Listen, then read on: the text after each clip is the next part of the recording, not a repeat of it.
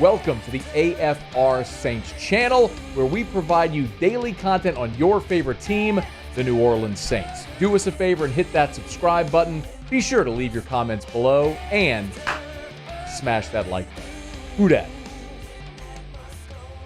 Played at LSU, number 18. We know all that. Drafted by the Raiders. Spent his first 4 years. One in Oakland, and then the last three, obviously, in Las Vegas. He was there with Derek Carr. So there's a notable connection there. All of that makes sense. From New Orleans, we get it. Saints need a tight end. He's from New Orleans. They need the prototypical attached tight end. All the things about Foster Moreau and the Saints make total sense. And, of course, as you recall, Foster was in New Orleans on his visit, going through the medical, when they made the Hodgkin's lymphoma, the non-Hodgkin's lymphoma diagnosis of the 26-year-old. This is what Dennis Allen said back at the owners' meeting at the end of March, so about 6 weeks ago, when he kind of described finding out about Foster Moreau's diagnosis.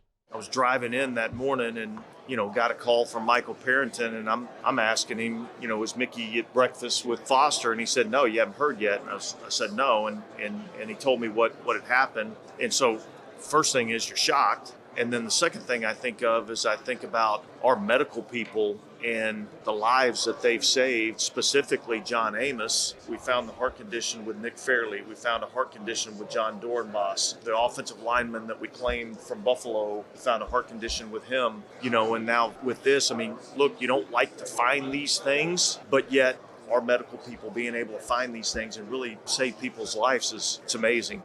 This is Dennis Allen at the owners' meeting. It's pretty jarring. And he's right when you go through the number of things that they found. I forgot about, I don't even think about Nick Fairley. Forgot about that. I remember it obviously, but I wasn't thinking about it top of mind. But, and I say it often, the medical is the most important part of the combine, and so many of these visits and things like that. And you think of it in terms of, okay, like, are your bones and joints, orthopedically are you sound? But they've literally saved lives through a lot of these medical evaluations and physicals as well.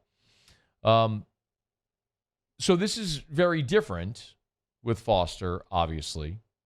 But remember, Foster did an interview on Good Morning America with Michael Strahan. It's the first and only time that he's spoken publicly about his diagnosis and everything. And the very positive news about this from Foster was kind of, when he talked about the prognosis.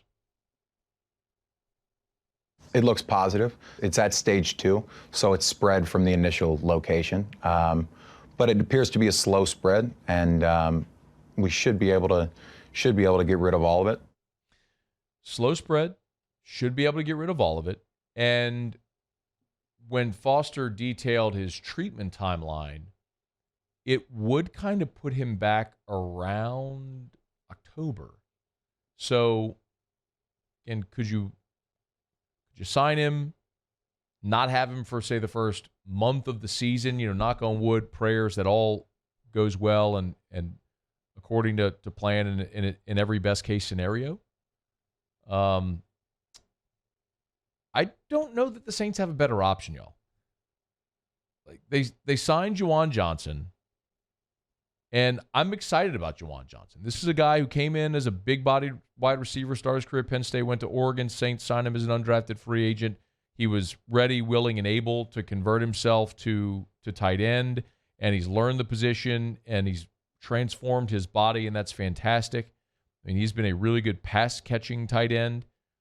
And, Taysom Hill, I would say, is another guy who's humbled himself and done the same, a guy who's is now kind of listed as a tight end, although he's not going to be your traditional prototypical attached tight end. Man, you traded Adam Troutman, which means the only other tight ends you have on the roster are Lucas Kroll, Miller Forrestall, a couple of undrafted free agents, and Joel Wilson, an undrafted rookie free agent out of Central Michigan that's going to be trying to make the team in camp. So you really don't have a great option. And when you look at the free agents available, like Cameron Brate is probably the most notable free agent, Kyle Rudolph, some veteran guys whose prime, they're well past their prime, and quite honestly aren't even your prototypical attached tight end that you're looking for. So, unless if the Saints are willing to make a trade for a tight end on another roster, or wait until they go through training camp to see if there are tight ends that get cut from other team that they may be able to sign or waived.